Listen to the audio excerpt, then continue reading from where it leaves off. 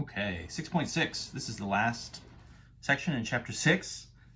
You're probably feeling like you never want to see a unit converted again in your life, but we're going to do one more section on it. We're going to talk first about time conversions. So the units here, these are relatively everyday kind of units, right? So we'll start small with seconds. We're not going to get into microseconds or whatever. Then we'll go minutes and hours. MIN, hours, HR. These would be our abbreviations. What's bigger than an hour would be a day. So we'll just use D there. Bigger than a day would be a week. So we use WK. And then things get a little bit funky, right? So you'd say, well, what about, days or weeks to months? And the answer is, well, that doesn't quite work so well, right? Because different months have different numbers of days, right? From as little as 28 in February, most of the time, up to 31 in, August and December and January and so on. So we can jump up to years, right? A year. And we'll kind of come back to that because sort of the number of days in a year, right, is a little inconsistent. 365, 3 years in a row, and then the leap year, right, when we have February 29th, is 366 days. So we'll come back to this in a second. Our conversion rates, right? So 60 seconds for every 1 minute. 60 minutes for every 1 hour, 24 hours for every 1 day, 7 days for every 1 week.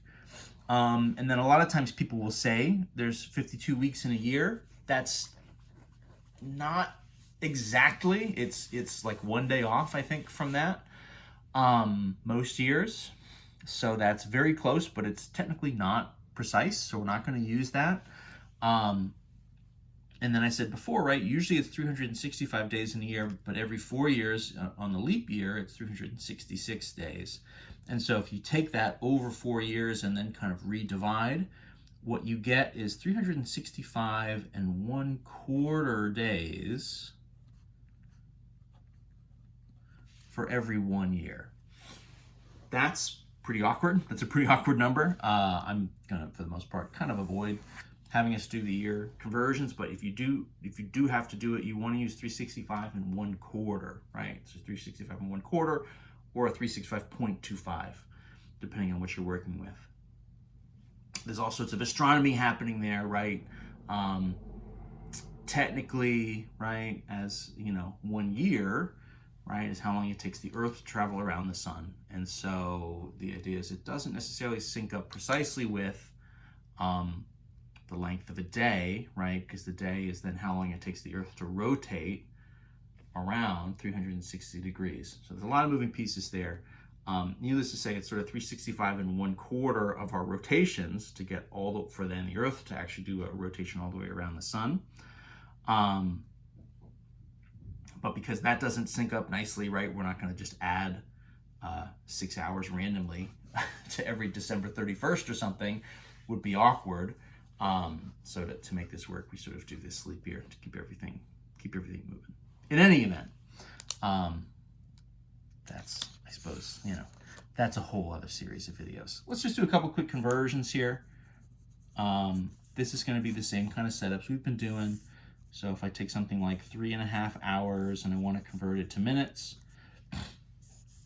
all I'm going to do is say, okay, so 3.5 hours kind of over 1 times my conversion rate. This one I just have, right, 60 minutes per hour. So I just have the rate there. So I can just set up and multiply, right, every 1 hour. It's going to be 60 minutes. And so this pretty intuitively, right, is just going to be 3.5 times 60.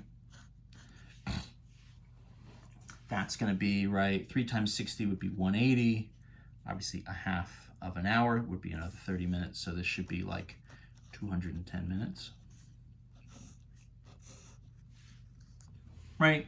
So the same kind of setups and process that we've been doing here now since 6.3, we're just going to keep doing that. If we get, some bigger examples, maybe 1440 seconds. Let's do a bigger jump, seconds to hours. So that's going to be, right, 1440 seconds. So now I got to go kind of seconds to minutes. 60 seconds for every 1 minute, and then of course minutes to hours.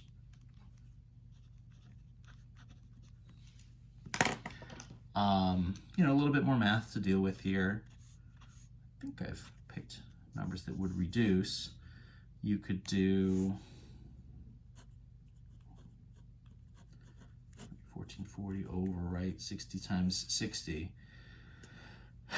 That would actually be sort of 12 times 120.